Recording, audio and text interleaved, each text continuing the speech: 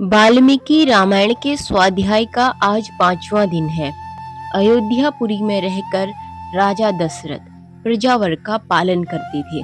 वे वेदों के विद्वान तथा सभी उपयोगी वस्तुओं का संग्रह करने वाले थे। दूरदर्शी और महान तेजस्वी थे। नगर और जनपद की प्रजा उनसे बहुत प्रेम करती थी। वे इक्ष्वाकु कुल के अतिरथी वीर थे, यज्ञ करने वाले, धर्मपरायण और जितेंद्रिय थे। महर्षियों के समान दिव्य गुण संपन्न राज ऋषि थे। उनकी तीनों लोकों में ख्याति थी। वे बलवान, शत्रुहीन, मित्रों से युक्त, इंद्रिय विजयी थे। धन और अन्य वस्तुओं के संचय की दृष्टि से इंद्र और कुबेर के समान थे।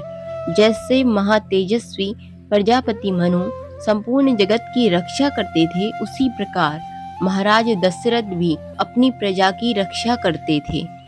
सत्य प्रतिज्ञ नरेश उस श्रेष्ठ अयोध्यापुरी का पालन उसी तरह करते थे जैसे इंद्र अमरावतीपुरी का। उस उत्तम नगर में निवास करने वाले सभी मनुष्य प्रसन्न, धर्मात्मा, निर्लोभ, सत्यवादी और अपने अपने धन संपत्ति से सुख रहने वाले थे। उस श्रेष्ठ अयोध्यापुरी में ऐसा कोई भी परिवार नहीं था जिसके पास सुख सुविधाओं की कमी हो।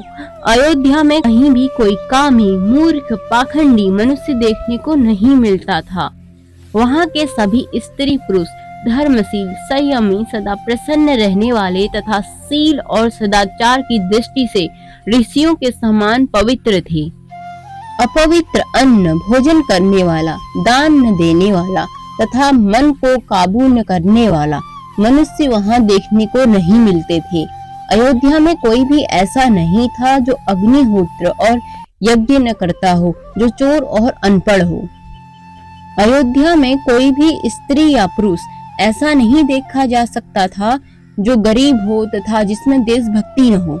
ब्राह्मण आदि चारों वर्गों के लोग देवता और अतिथियों के पूजक, कृतज्ञ, उदार, शूरवीर और पराक्रमी थे। उस नगर में निवास करने वाले सब मनुष्य दीर्घायु, धर्म और सत्य का आश्रय लेने वाले थे।